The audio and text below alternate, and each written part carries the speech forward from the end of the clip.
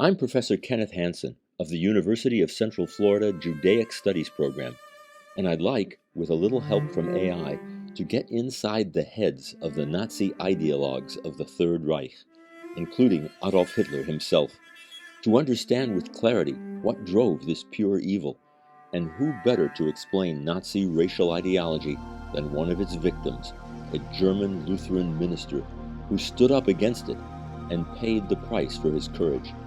It's time to meet Pastor Martin Niemoller.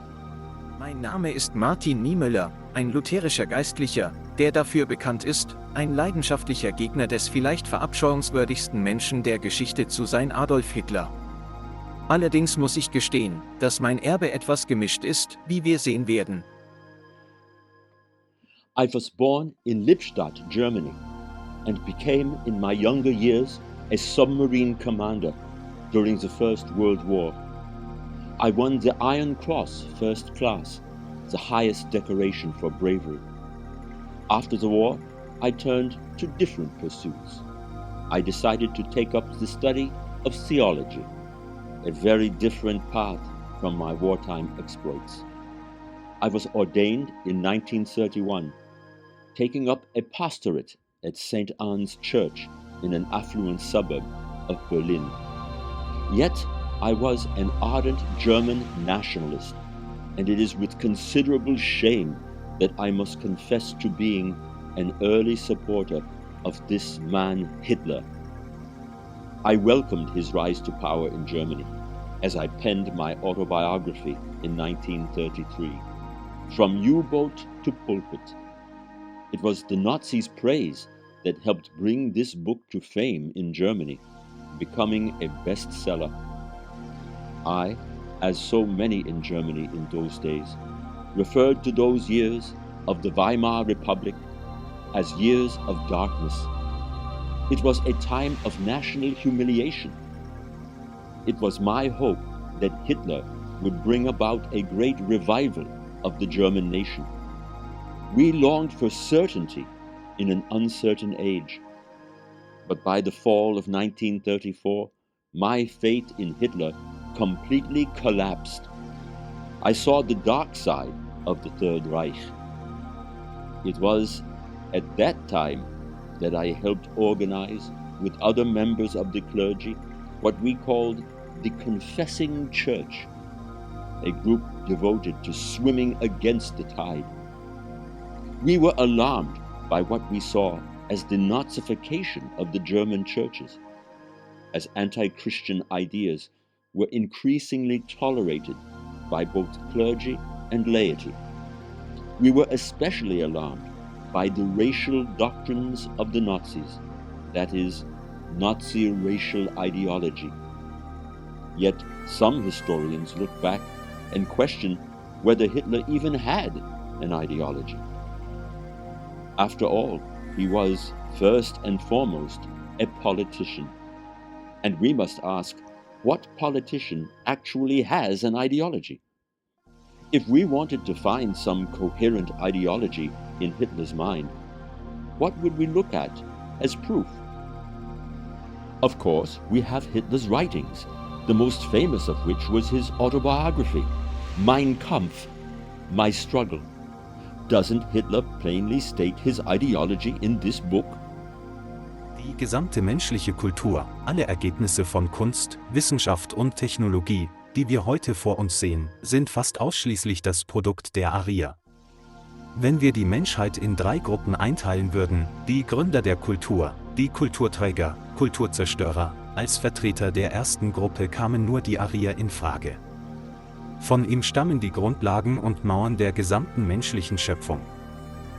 We have a problem, however. Mein Kampf, it seems, was written after Adolf Hitler became a politician. And what politician tells the truth even in the book he writes? If we can't trust what he wrote, what about Hitler's speeches? Such an orator he was, capable of captivating an audience like no one else, even like a preacher. He could have been quite a preacher. Didn't Adolf Hitler's speeches express his true ideology? Unfortunately, his speeches were also delivered after he became a politician. If we can't trust Hitler's writings and can't trust his speeches, what about his actions? Don't actions speak louder than words? Except Hitler was not just a politician, he was an opportunist. So even in his actions, he tried to please everyone. To the capitalists, he promised a capitalist paradise. To the socialists, he promised a socialist paradise. And to everyone, he promised a great resurgence of Germany as a world power. In the final analysis, Hitler's actions proved nothing. We must find something else, perhaps some documents that he wrote before he ever became a politician. Here we have the young Hitler, standing in a crowd celebrating Germany's entry into World War I. Hitler, of course, served in the war as a corporal. That was certainly a point in Hitler's life before he became a politician. Do we perhaps have a document dating from that period? Well, we do happen to have such a document, a letter written by Hitler during the time when he was employed by the German army to gather intelligence on the inroads of socialism into the ranks of the military.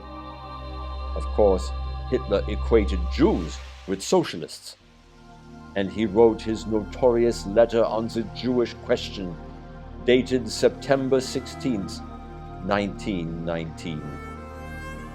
Antisemitismus als politische Bewegung sollte und kann nicht durch emotionale Faktoren bestimmt werden. This statement comes as a shock to most people. Wasn't Adolf Hitler extremely emotional in his anti-Semitism? When we even mention the name Hitler, we think of him ranting and raving, shouting and screaming. And yet he writes that anti-Semitism cannot be determined by emotional factors. He goes on. Sondern durch die Erkenntnis der Tatsachen.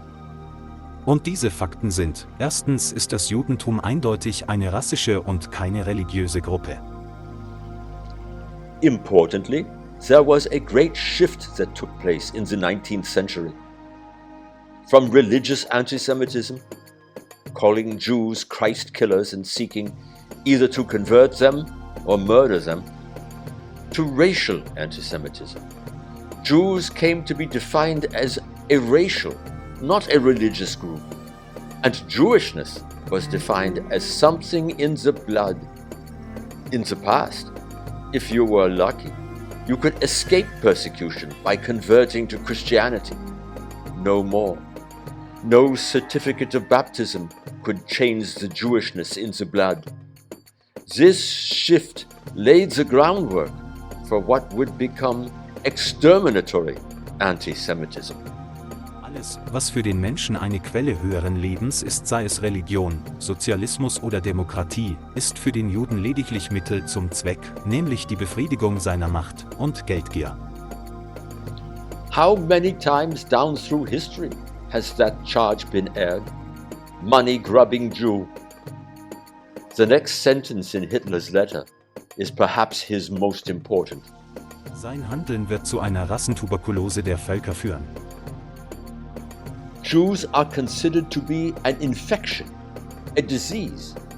And how does a healthy body combat disease?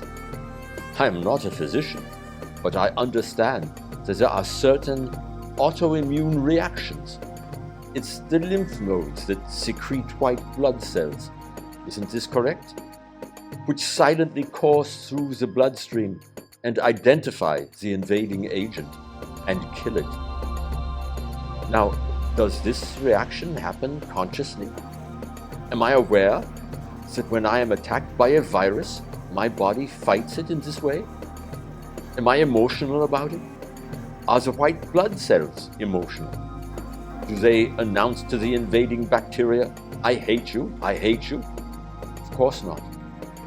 This is simply the response of a healthy body to disease. And this is the essence of racial anti-Semitism. In Hitler's mind, Jews were a disease of the body politic, and the healthy body fights this disease without emotion. People are flabbergasted at this. What do you mean? The Nazis didn't go around spewing hate? Technically, I must confess, they did not. Noted Holocaust survivor Elie Wiesel was asked, "Did you feel their hatred?" He thought for a moment and replied, To be honest, no. We could not even say that they hated us.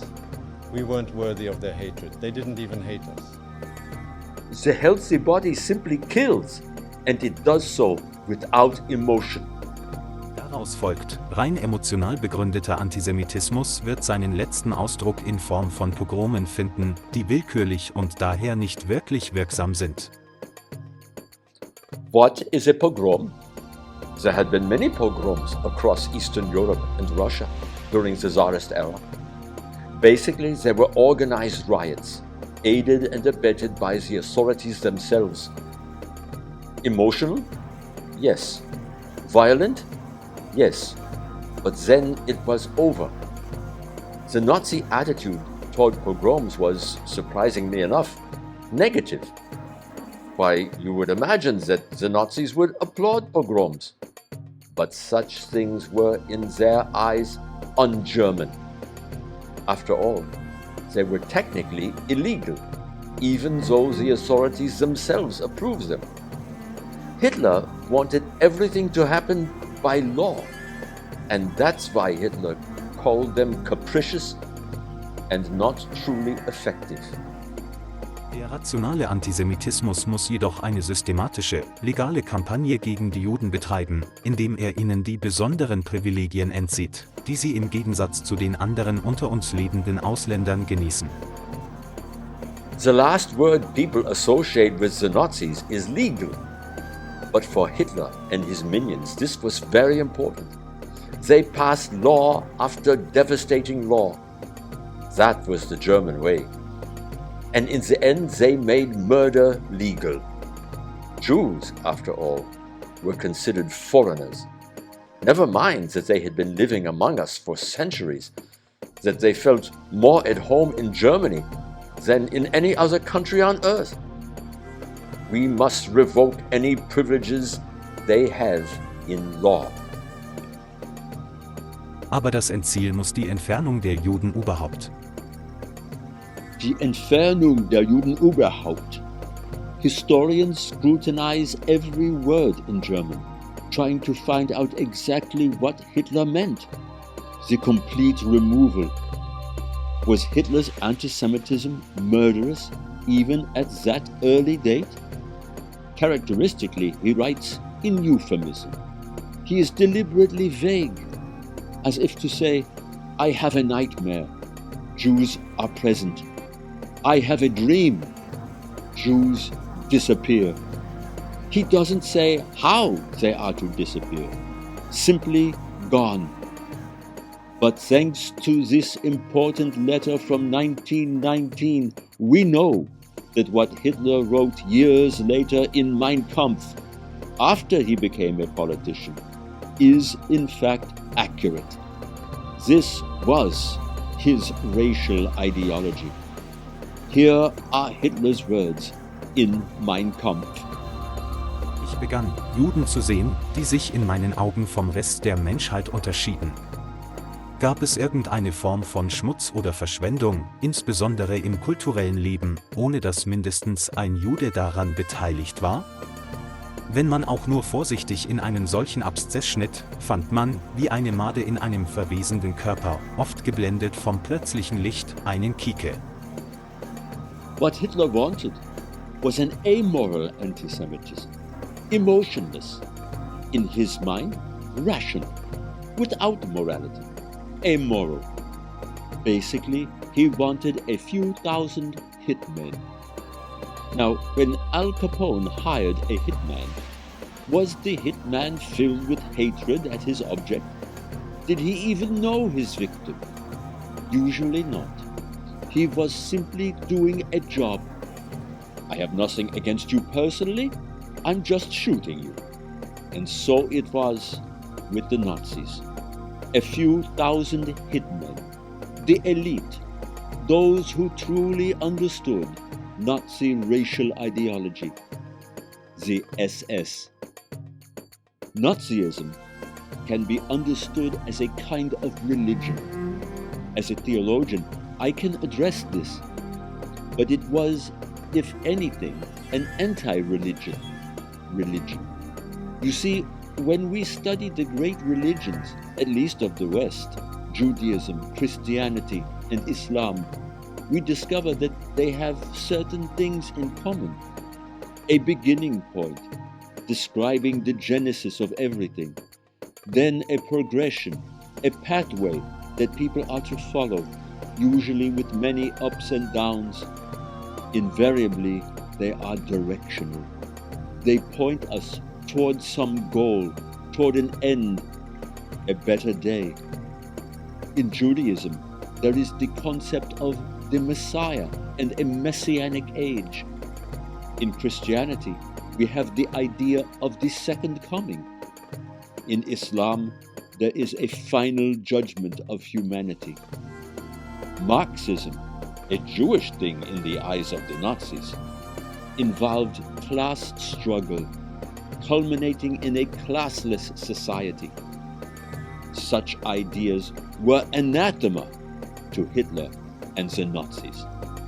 Wenn der Jude mit Hilfe seines marxistischen Glaubensbekenntnisses über die anderen Völker der Welt siegt, wird seine Krone der Trauerkranz der Menschheit sein und dieser Planet wird sich, wie er es vor Tausenden von Jahren tat, durch den Äther ohne Menschen bewegen, Männer. The Nazis constructed their own religion. Hitlerism was a religion. Make no mistake about it, they had their own high priest, Hitler.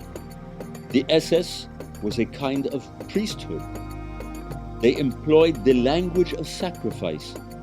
They had their own holy book, Mein Kampf, their own rituals, their own initiation ceremonies, all the trappings of religion, and especially blind faith.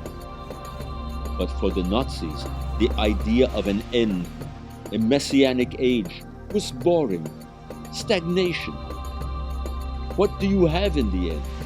The lion laying down with the lamb? The lion should eat the lamb. There must be an endless process, a continuing purification of the race, a kind of social Darwinism that will never end. Eventually, said the Nazis, we will conquer the entire world. But even then it will not end. Those who were allies, we will someday fight. The Italians, the Arabs, the Japanese, an endless purification. Rather than a directional arrow, history is an endless narrowing spiral, leaving in the end only the purest of the purest of the purest of the pure. And even when every last Jew has been eliminated, it cannot be over.